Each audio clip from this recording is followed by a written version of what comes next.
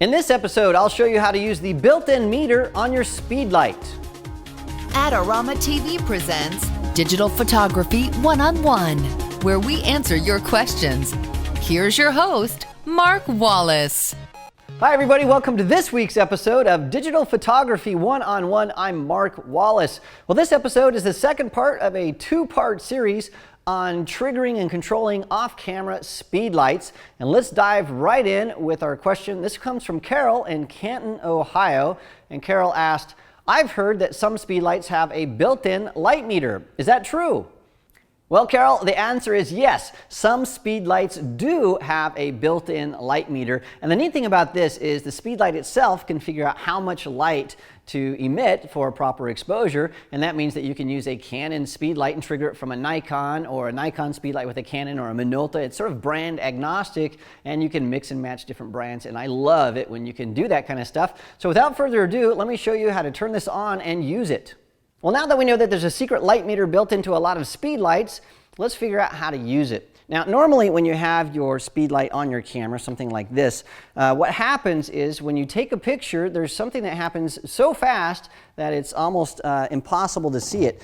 And what's happening is when you push the shutter release on your camera, this built-in flash, or this on-camera flash, sends out something called a pre-flash. And so it sends out a little burst of light that hits the subject, it's reflected, and it comes back in through the lens of your camera. The built-in light meter then sees how much light is coming into the camera. It tells the flash, hey flash, I'm at this ISO and I'm at this aperture value, I'm at this shutter speed, and therefore make sure you put out this amount of light. The flash says, got it, I'll do that, and it sends out the right amount of light. The shutter opens and you get this great exposure, and everything works, and it happens just like that. So it's really, really, really quick. Now, what happens when you take your flash off of your camera is now there is no communication. So the flash doesn't know what ISO value and what aperture value that you're using, and so you have to tell the flash somehow all of that information. Now that's one of the reasons people love the Mini and Flex made by Pocket Wizard, because all of that's transmitted wirelessly.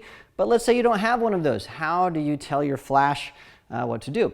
Well, there's that built-in meter, and it is right here on the front of this Canon Speedlight. It's really, really small. It's this little hole right here. And on a Nikon, you can see that there's this little guy right here. And so it's this built-in thing, and it's old school. So it works the way that old flash meters used to work. And here's what happens. What you do is you can turn that feature on. I'll show you that in a second. And when that's on, you can just program your flash. You can tell your flash, this is the ISO value that I'm using on my camera, and this is the aperture value that I'm using on my camera. And then when you tell your flash to fire, and you're going to do that using just a basic radio like a Pocket Wizard Plus 2, or you could even use a long sync cable, just a cable between your flash and your camera. However you want to do it, but you're going to tell your flash to fire. And what happens is now it's going to use this built-in meter to calculate how much light it needs to throw out there. So what will happen is it knows the ISO, it knows the aperture value of your camera, and when you tell the flash to fire, it throws out light. And that light's going to hit the subject, and then it's going to bounce back into this built-in little light meter here. And the light meter is going to just tell the flash to stay on until enough light has hit the subject to get a proper exposure. And once that happens, it says, turn off. And the light turns off, and you'll get a proper exposure most of the time. And it's really awesome, and this works with a Nikon and a Canon flash and other flashes as well. And because there's no connection to the camera, the wacky thing is you can actually take a Canon Speedlight and turn that on, and then you can use a Nikon camera and you'll get a great exposure. You can take a Nikon flash and shoot with a Canon camera. You'll also get a great exposure because there isn't any communication except for that you need to take a picture trigger that's happening. And so you can mix and match different brands of camera gear. It's really, really cool. So let's talk about how to turn this on and activate it and set all the settings. So we're going to start here with this Canon 580EX2. And the reason we're doing that is because it's a little bit more complicated. So here's what we want to do. We want to first make sure that we are in ETTL mode. That's where we're going to start with. TTL, by the way, stands for through the lens metering. That's what I showed you when we first started. That's how it normally meters. And what we want to do is we want to tell the flash not to use that anymore. We want to tell it to use this built-in meter that's on the front. Now the first thing I want to do on the Canon flash though is I want to hit my zoom button, because what I want to do there is I want to tell my zoom that it needs to be a different mode. So I'm going to push that, and then I'm going to rotate this till I get to about 35 millimeters. Here we go. 35 millimeters, and I'll set that. The reason I'm doing that is because at 70 millimeters I get a really direct flash pattern. I want that flash to be a little bit wider so that I'm illuminating more of my subject. So just by trial and error, I've learned that 35 millimeters is a great place to put that zoom. So we're going to do that. Once we have that, what we need to do is on this flash right here, there's a little thing that says C.fn, and that means custom function. So if I push and hold that for 2 seconds, I want to go to function 5. So you just do that by rotating this dial. So I get to function 5, and I'll hit the set button. And I want to set that to a value of 3, and then say OK. And then when I go back to my menu, notice ETTL now just says E. So it's using that external meter, that's really actually an internal meter, the one on the front, to calculate how much light it needs to throw out there. Now to set the ISO value, notice I have an ISO value here, and I have an aperture value there. I just push the set button once, and then I can change the ISO value. So if I'm shooting at ISO 200, great. I'll push set again, and that's set. If I push the set button twice, now I can control my aperture value. So I'll put that to 6.3, but you'd put that to whatever you're shooting at. And then you'll notice in the bottom here, there's this little gauge. And what that gauge is telling us is that this flash can now be as close as about 4 feet, that's what this one says, all the way up to about 30 feet away from the subject. And this flash is going to be able to put out enough light to get a proper exposure within that distance.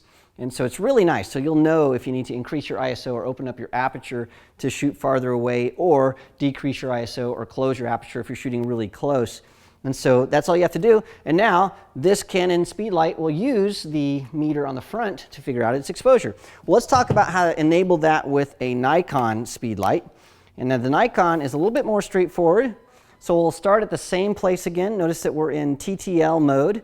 And so to change this, where it's using the meter on the front, all we do is push mode, rotate that to A, and hit OK. And that's it. That's all we have to do. Now that's using that meter on the front. And the reason it says A is because it assumes that you're going to tell it the aperture value. That's what the A stands for, aperture value. So now I can push this little button right here that says F number, and I can change the aperture value. And based on that, it will know what exposure, how much light to throw out for a proper exposure. Notice that we have this little distance range, just like we did on the Canon. So it tells us that we can shoot between 2 and 24 feet, and we can get a proper exposure based on these settings. Now, if I want to change the ISO value, on the Nikon, it's not so straightforward. So what we have to do is we have to push and hold this center button to get into the menu. And then you'll see that you can scroll down to the ISO. And then once you hit that, you can hit OK, and then you can change the ISO value there. So it assumes that once you have that set, you're going to just sort of leave it for a while. But now we know that the Canon and the Nikon, they work very, very similarly. We can set the ISO, the aperture value, and tell it to use the built-in meter that's hidden in those flashes. And then once we trigger the flash, it's going to automatically calculate the correct exposure. Now, to really show you that this works well, we're going to go back to the park. We're going to shoot the same place that we did last week, and we're going to trigger this Nikon from my Canon using our Pocket Wizard radios.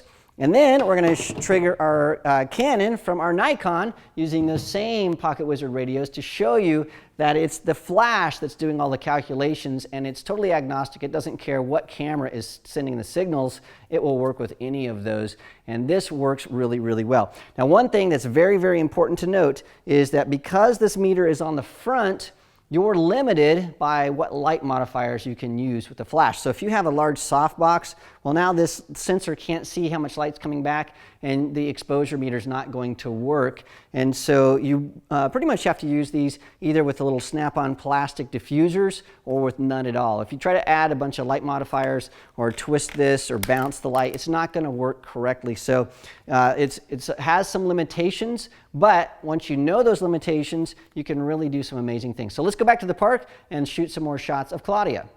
All right, well, we have our Canon Speedlight set up like we showed you just before this, and so it is going to meter its own light. Claudia back here is going to help us out. She's our model. You might remember her from the last episode. And what we're doing here, just to prove to you that it's the flash that's figuring out the proper exposure, we're going to trigger this Canon Speedlight from a Nikon camera, and then we're going to switch that out and we're going to use a Canon camera to trigger a Nikon Speedlight. And you can see that this is really awesome because you can mix and match everything. So all we're doing is we're sending a signal with our Pocket Wizard to our flash, and we're telling it to flash and figure everything out for us. Now on the back of this, what we've done is I've set up the aperture value to 6.3. I've set my camera to 6.3, and we both have these set to ISO 200, so the flash knows how much light to put out so that they get a proper exposure. So just to prove this, we're going to take a shot here, and then we're going to move the flash and show you that we can do multiple exposures, and the flash is going to change its output to make sure that the exposure looks good. So let me take a couple shots here. So Claudia, look right at me. Beautiful. I love that. And we got this first shot. It looks great. So Kelsey, let's move back a little ways. So about right there. So, and our exposure guide here says that we can move back all the way to about 30 feet. So we're only about 20 feet right now. So we'll look right at us. Okay, beautiful. That's it. And look at that. The second shot, we also have a great exposure. Let's move a little bit closer. And just to prove it, let's go to the other side. And you can see that we're not making anything up here. So that is beautiful right there. Give me a smile. Excellent. I love it. And once again, we got a great exposure. So let's flip cameras and flashes, and we'll show you that a Nikon can do the same thing as well as a Canon. So we're gonna do that, and we're gonna keep shooting before the sun goes down. All right, we have switched now. I'm using a Canon 5D Mark II, and we have a Nikon SB910, and I'm going to show you that the same thing is happening with the Nikon that happened with the Canon, and that is that the Nikon has a built-in sensor, just like the Canon, and it checks and sees how much light is reflecting off of the subject, which is Claudia, and then when it sees that it has enough light, it just stops sending light, and we get a proper exposure. So we're going to try it again. So turn this around here. And Claudia, look right at me. I'm going to come in a little bit closer here. Beautiful. I love that. There we go. And you can see right here we've got a great exposure. And just to prove that the flash is working, our little range here says that we can come into about 2 feet. So we're going to put this on the side about like this. This is not going to be very good light, but we're just proving that the flash is figuring it out. I think we're a little closer than 2 feet there. So come back just a little bit. There we go. Good. All right. Now we're going to get some side light that I don't think is going to be beautiful, but it'll prove the point. Beautiful, I love that. Okay, good. All right, and sure enough, we actually got a picture I sort of like, and you can see that you can use this when you're in a pinch, when you don't have a meter, but you need to make sure you get some shots at a wedding or an event. This works great, whether you're shooting a Nikon or a Canon, or if you're mixing brands, it still works, and it's terrific. I sort of like it, so we're gonna keep shooting, and we'll show you some of our results.